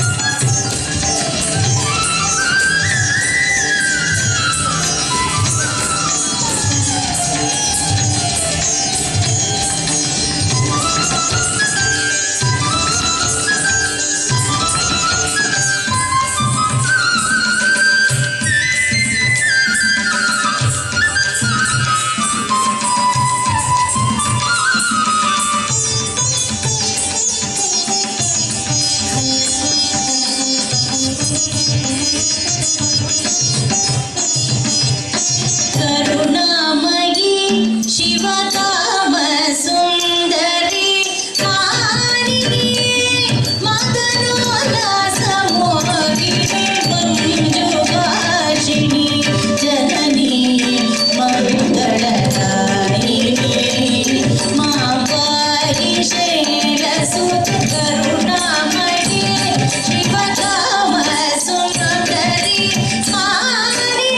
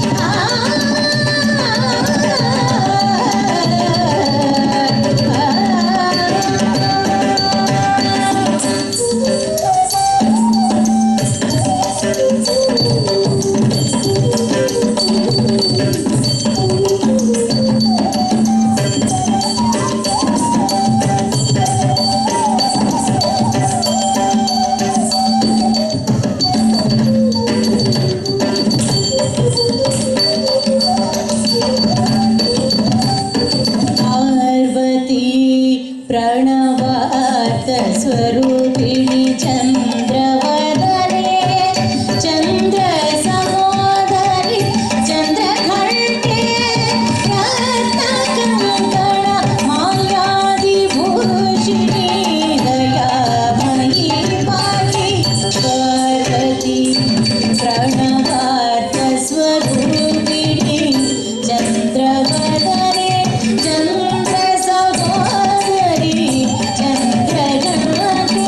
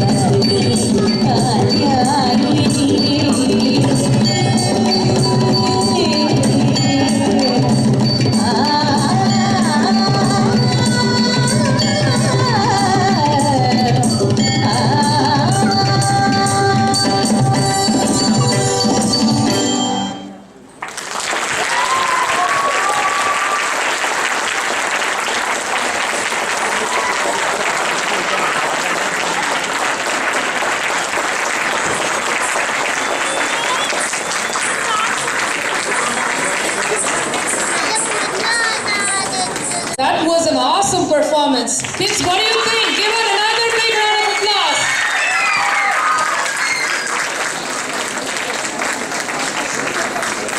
If you are aching for more dance from Tanvi, you are not going to be disappointed. After dinner, she is again going to dance. But now it's time for dinner, finally. So at this time, I asked some of the Chinmaya volunteers to help serve the kids, only the kids. If you can go and... We chant chapter 15, but we'll chant a portion of that one.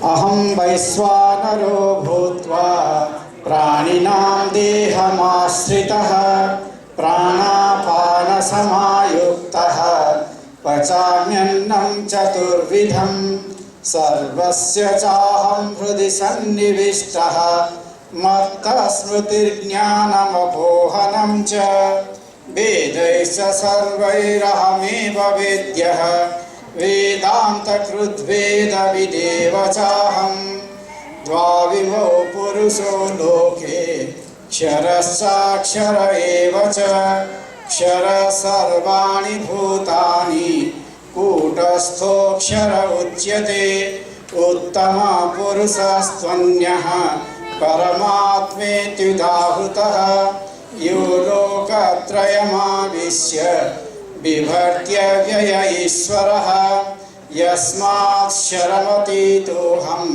Aksharaadapi Chottamaha Atosmi Loke Vedecha Prathita Purusottamaha Yo Mameva Masangmudhaha Janati Purusottamam Sasarva Vidbhajati Mam Sarva Bhavena Bharata Iti Guhyatamam Shastram Idavuktam Maya Nagha Etat Buddhva Buddhiman Syat Prudakrutyasya Bharata Om Tassad Iti Srimad Bhagavad Gita Su Upanishasu Brahma Vidyayam Yoga Shastre Sri Krishna Arjuna Samvade Purushottama Yogo Nama Pancharaso Dhyayah Sarva Dharman Parityajya Mamekam Sharanam Braja Aham Tva Sarva Papebhyah Mokshayishyami Masuchaha. All together. Brahmarpanam Brahmahavihi Brahmapno Brahmanahutam Brahmaiva Tena Gantavyam Brahma Karma Samadhina. Hari Om Sri Gurubhyo Namaha. Hari Om.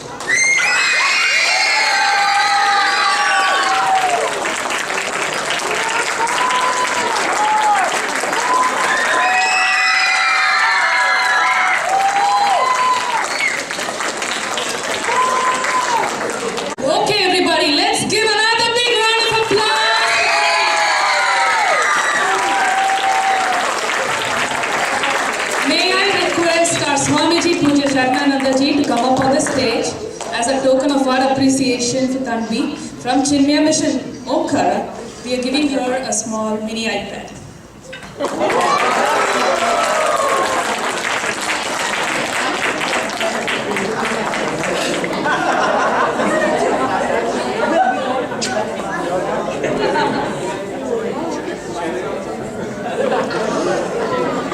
Suppose you are dancing, suddenly you get angry, what you will do to the dance? I don't want to dance. But what Tanvi does, when she gets angry, she dances.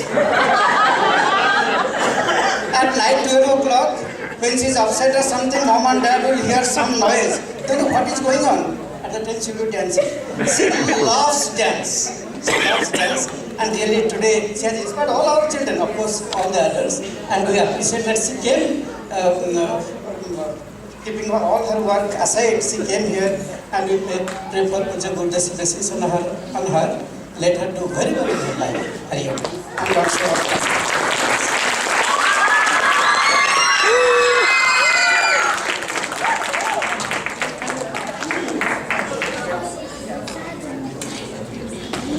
Thank you, Tanvi. Thank you, Swamiji. I'd like to mention a few names that have pledged today. The Dasari family, the Mogia family, the Vavilala family, Ravi and Jyoti Madhavan, Mohan Keshani and family, and then KV Pillai and family. Thank you so much for your pledges today.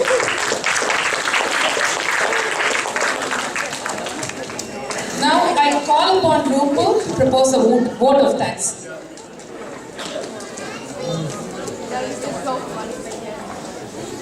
Hari Om and my humble pronouns to everyone. I get the best job of everyone to say thanks on behalf of the Chinmaya Omkar family to all of you. But first and foremost, I would like to thank God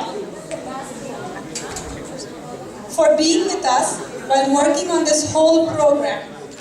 Swami Charananandji, our Swami, thank you so much for being you, always ready to help and being so supportive.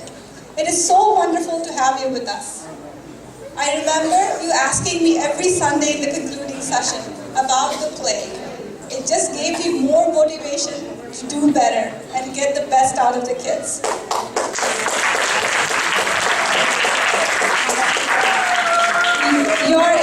Your encouragement has helped us come this far, and hopefully we have fulfilled yours and our expectations. Our sincere gratitude to Swami Sarveshanandji for accepting our invitation and joining us today all the way from Dallas. You were a delight to listen to. I know you have touched many lives through your service, dedication, and loving presence. Today you have added more to the list. One of your motivational quotes that I read on your website, the Dallas website, is "Life is one big Cartoon Network, enjoy it." I really like that one. A big thank you to Tanvi Mogia for presenting such wonderful dances.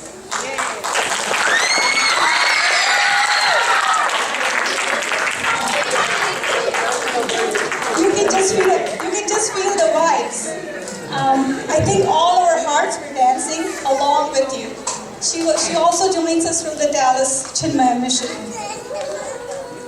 I'm not sure, but she's also a member of the World Women Global Council, helping talented women reach their full potential. And then, thank you, all of you, for blessing us with your presence, helping us make it a successful event. Without you, it would not have been the same. It is because of the audience the stage comes to life, and the actors so preciously play their parts. Thank you for being a part of us. Clap for yourself.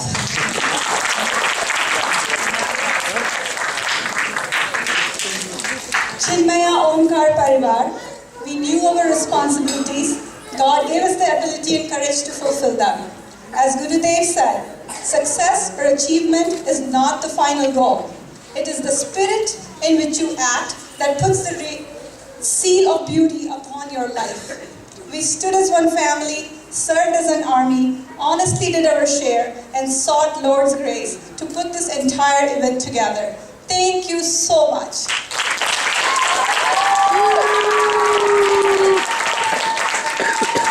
Last but not the least, a our Chinmaya Omkara children. What a tremendous effort on depicting such a challenging subject. They have worked hard to put this play together and have given it their best. They are the stars of Chinmaya Omkara.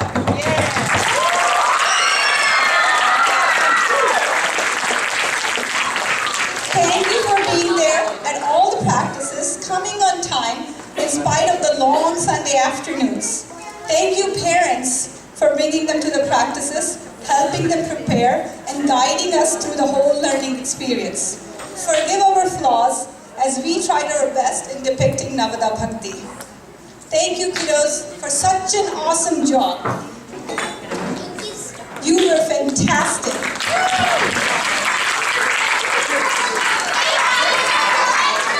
I hope you enjoyed doing this play, and I also hope that you learned these 9 forms of devotion and surely will try to adopt at least one in your life.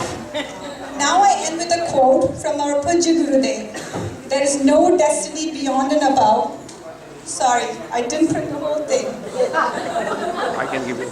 Lost it. So if anybody can finish it for me, please do. I think it says there is no destiny beyond and above.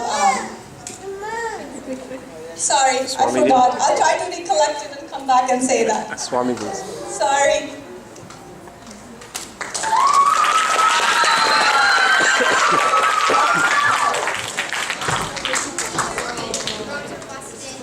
Thank you, Rupalji. Kids, I know it's been a long evening and you're all a little bit tired, but you don't look tired. I was wondering if you were. But we do have the award ceremony.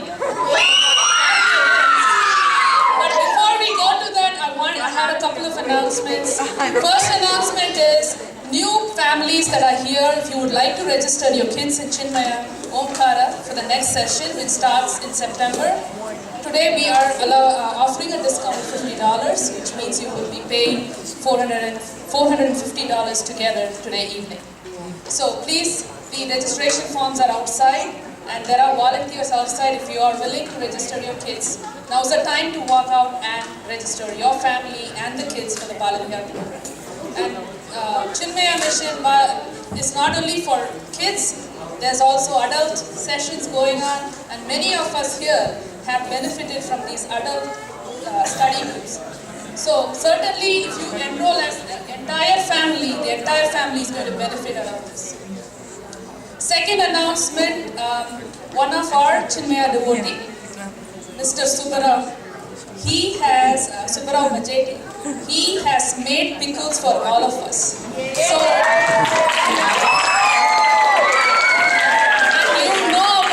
famous pickles. So this is the test.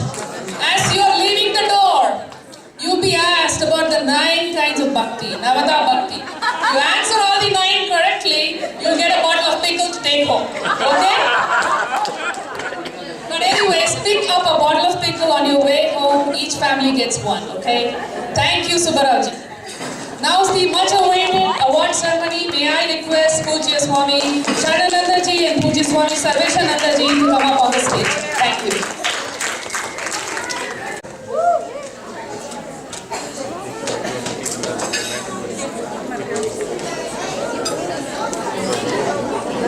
The Sevaks and Sevikas of Prahalada class, please come up.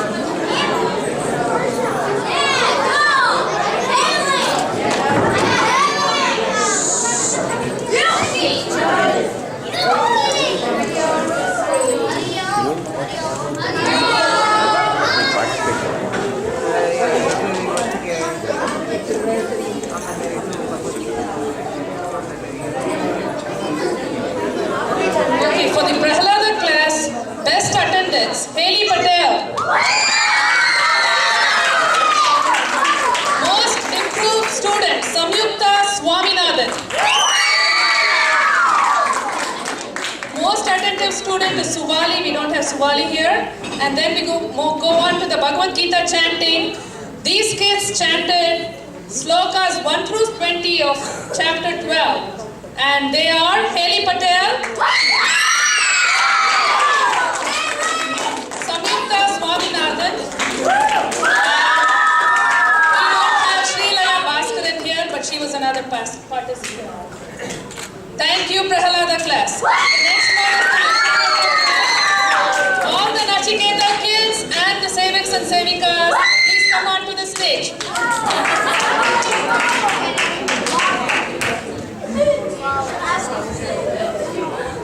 Thank you.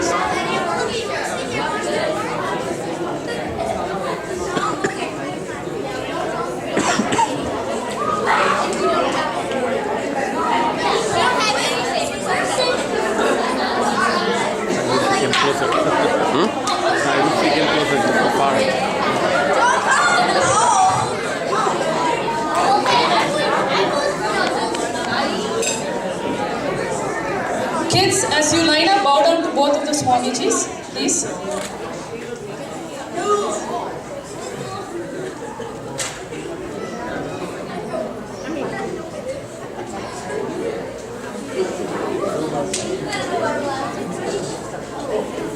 The first one is the Best Attendance Award goes to Vijay Dasari. Bow down to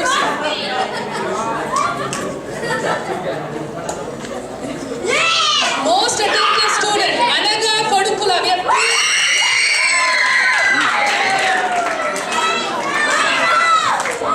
and most attentive student number 2, Sampriti Swaminathan.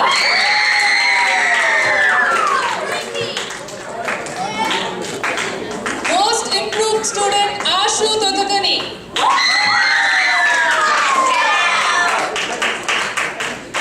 Bhagavad Gita chanting again, this is chapter 12, shlokas 1 through 20, first place, Anaga Kodukula.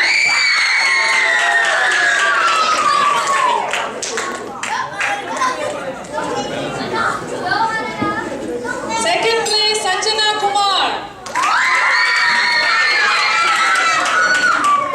Third place, Vijay Dasari. Participants, Abhay Anand, Ashu Dodaguni, Sampriti Swaminathan, Sania Singh.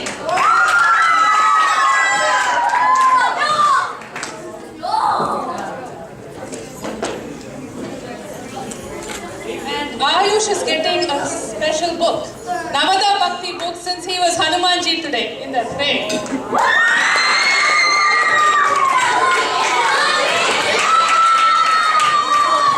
Thank you, Nachiketa kids. Next is the Vyasa Balavihar kids. All the kids come up. And we are requesting the Sevaks and Sevikas to come up on the stage. Our Vyasa Balavihar kids are kids who are in the 3rd and 4th grade.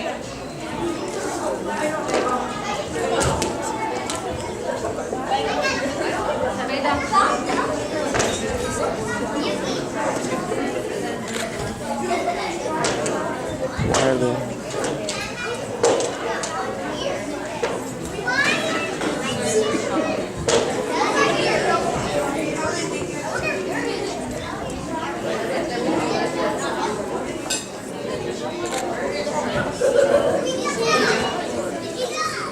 Okay, we are now going to start with the awards for the Vyasa class, most attentive student. We have 2 students, most attentive student award, Mahi Patel.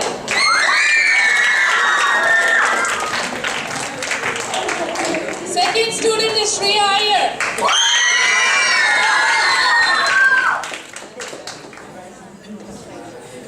Most improved student, Akansha Chauhan. Best attendant, Shivani Kolur. Second best attendant, Sanjana Talam Raju.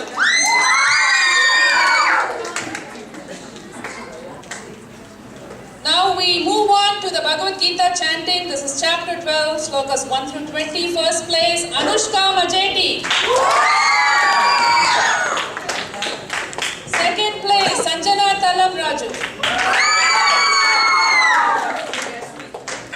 Third place, we have two winners, Mahi Patel and Shivani Kolur.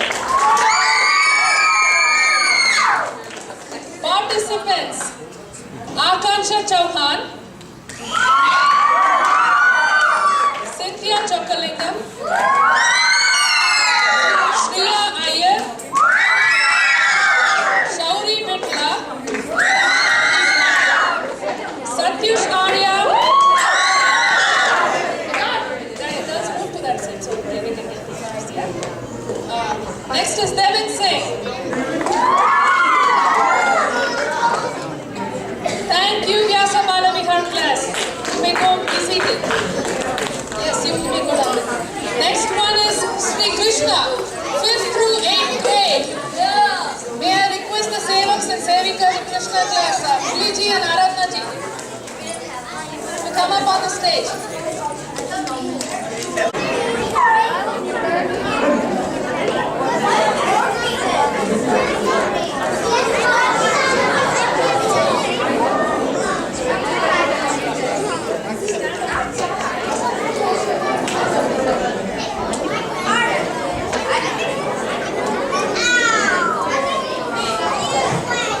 Sri Krishna class, best attendance, Shalini Talam Raju and Neil Singh.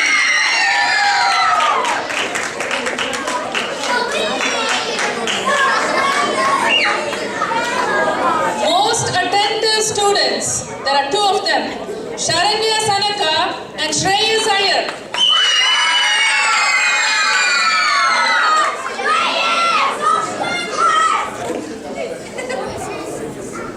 Most improved student. Again, there are two students, Anukriti Arora and Harsha Sanaka.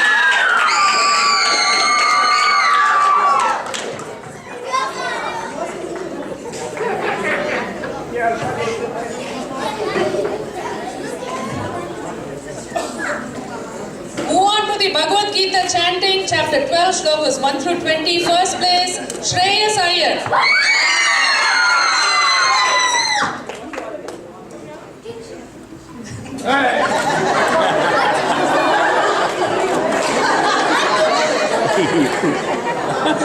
He's giving a high five. Second place, Shalini Talam Raju. Participants, Neil Singh and Saveda Majeti.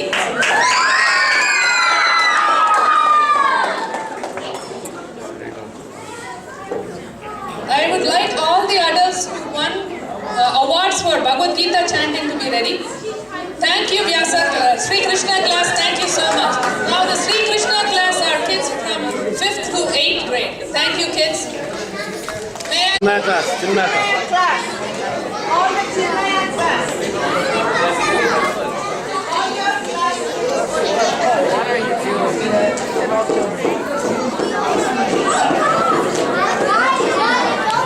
Okay. Even though we did not have any most attentive specific awards for the Chinmaya class, this is the Yuva Kendra class of Chinmaya Northwest Indiana. We do request them to come up on the stage. Like Shripad, Manasi, Chetan, Vishal, Ishani.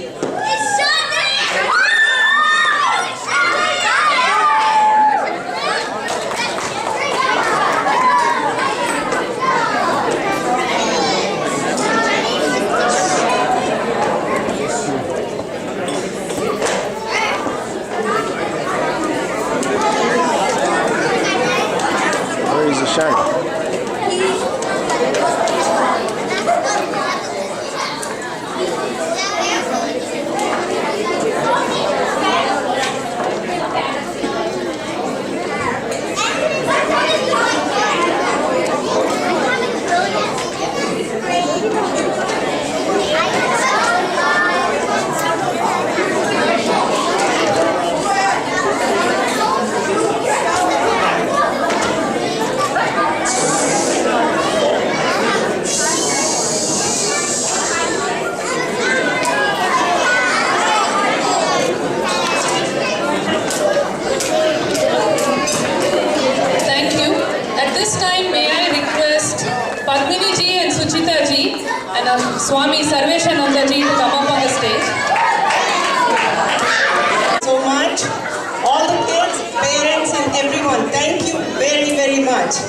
And of course, thank you Swamiji. Thank you both Swamijis, Swami CMNWI, Swami Sarveshanandaji, coming all the way from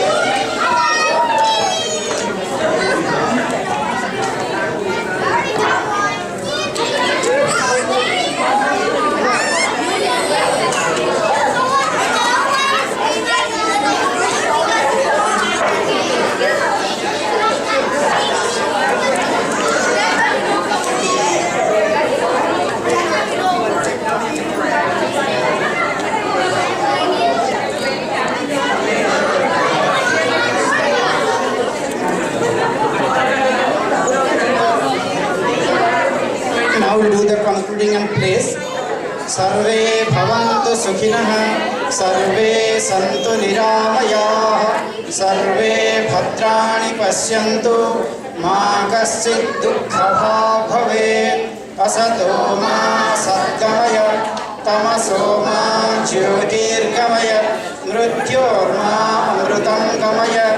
Om Purnamada Purnamidam Purnat Purnamudachyate Purnasya Purnamadaya Purnameva Vasishyate. Om Shanti Shanti Shanti. Hari Om Sri Gurubhyo Namaha. Hari Om. I request everyone to stand up and keep the right hand on the heart and hold the place and we'll end. We stand as one family, bound to each other with love and respect. We serve as an army, courageous and disciplined, ready to fight against all low tendencies and false values within and without us. We live honestly the noble life of sacrifice and service, producing more than what we consume and giving more than what we take. We seek the Lord's grace to keep us on the path of virtue, courage and wisdom. May Thy grace and blessings flow through us to the world around us. We believe that the service of our country is the service of Lord of Lords, and devotion to people is devotion to the Supreme Self. We know our responsibilities, give us the ability and courage to fulfill them. Om Tat Sat. Bol Shri Sadgurunath Maharaj ki Jai. Thank you, everybody. May I request Chinmaya Mission devotees to please stay back to help us clean.